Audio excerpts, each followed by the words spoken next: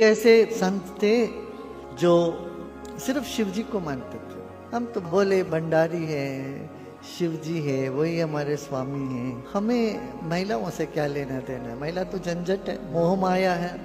महिलाओं से कुछ नहीं, क्योंकि सिरदर्दी करेगी सबकी। खुश होगी तो भी सिरदर्द, ना खुश होगी तो भी सिरदर्द। कुछ भी करेगी तो हमें समस्या। उसको खुश करने जाओ जिंदगी पर, वो होगा नहीं और तुम दुखी रह जाओगे। इस तरह से सोच के एक व्यक्ति पूरा संसार त्याग के भागे। मगर वो शिव जी तो शांत है, निर्गुण निराकार है, उनको कुछ नहीं चाहिए। जल से प्रसन्न है, जल चढ़ा दो, भगवान शंकर प्रसन्न है। अब माँ के लिए तो चुनरी लेके जाओ, बिंदी लेके जाओ, फूल लेके जाओ, नारियल लेके जाओ, ये सब है। माँ के लिए तो बहुत सारी चीजें हैं। मैं शंकर जी के लिए सिर्फ जल से खुश है। और ज्यादा से ज्यादा बिलपत्र रख दो, जल दे दो, बस हो गया। कुछ चाहिए नहीं उनको, ना भोग लगता है शिव जी को, ना कुछ होता है, जल ही चढ़ता है। तो शिव जी की पूजा से वो बड़े प्रसन्न थे, शिव जी की पूजा करते थे। शिव जी बोले भंडारी, और वो नहीं चाहते संसारी से हमें क्या लेना देना है, हमें तो सन्यासी शिव ही चाहिए, संसारी शिव नहीं चाहिए। मगर हमेशा देखा जाता था कि पार्वती बाजू में बैठी, उमा बाजू में बैठी होती थी। उन्होंने एक भंवर का रूप लेकर के सिर्फ शिव जी की प्रदक्षिणा करते थे। लोग बोलते ना, हम गुरुदेव को तो पसंद करते हैं, मगर ये संस्था नहीं है, ये लोग नहीं है, वो लोग नहीं, इन लोगों से हमें नहीं, उन लोगों से नहीं बनती। अरे गुरुदेव तो अकेले नहीं आते, सब साथ में लेके आते गुरुदेव के साथ। सब तरह के लोग होते ही हैं उसमें, सबको स्वीकार करना पड़ता है। रजोगुण, सतोगुण, तमोगुण तीनों होते हैं दुनिया में, और दुनिया में होते हैं तो लोगों में होता है। सब प्रवृत्ति के लोग तो होते ही हैं सब। एक पंडित जी हुआ करते थे, 98 साल के थे, 80 की बात है।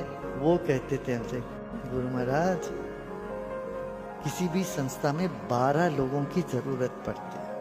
हमने कहा अच्छा, 12 लोग कैसे? 4 अच्छे, 4 कच्चे, 4 लुच्चे। बोलते थे कि 12 लोगों की बनती है महाराज ये दुनिया, और ये संस्थाएं, ये तो सब तरह के लोग होते हैं। मगर एक संत स्वभाव के व्यक्ति इन सब झंझट से भागना चाहता, दूर रहना चाहता, उनको कुछ पसंद ही नहीं है। हम क्यों पड़े झंझट में भाई? अभी भी दुनिया में बहुत ऐसे लोग हैं, थोड़ा सा कुछ भी आगे पीछे हो तो भाग जाता है, अरे छोड़ के भागो। कहाँ कौन झमेले ले गए, झंझट ले गए, हम अपने शांति से रहेंगे। तो इस तरह से वो संत भी भागने के चक्कर में थे, भागे हुए थे।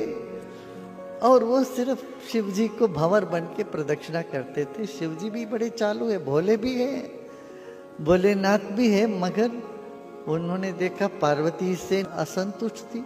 अरे हमारे आपके बीच में कोई हो ही नहीं सकता, ये भंवर क्यों बीच में हो? ये कौन आ गया? महात्मा, पति पत्नी और वो।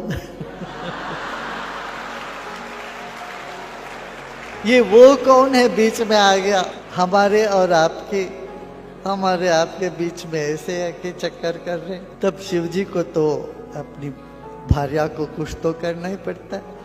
तब कहते हाँ भाई सही बात है, मैं क्या करूं, मैं भक्तों को तो समझा नहीं पाऊंगा। ये काम करते हैं, एक तरकीब निकालते हैं। चलो मेरा आधा शरीर तुम ले लो। वैसे तो मन तो पूरा तुमने ले ही लिया, शिव जी के मन में तो पूरा पार्वती बैठी है। मेरे आत्मा तुमने ले लिया, मन ले लिया, अब शरीर में भी आधा तुम ले लो। अब देखते हैं।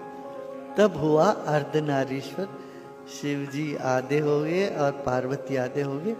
तब उस ऋषि को, मुनि को ज्ञानोदय हुआ, अब सब शिवमय है। शक्ति शिव के बिना नहीं है, शिव शक्ति के बिना नहीं है। ऐसा करके उनको ज्ञान हुआ, वो मुक्त हुए। फिर उन्होंने प्रदक्षिणा करी, उनके शरणागत हुए। इस तरह से अर्धनारीश्वर की कहानी है।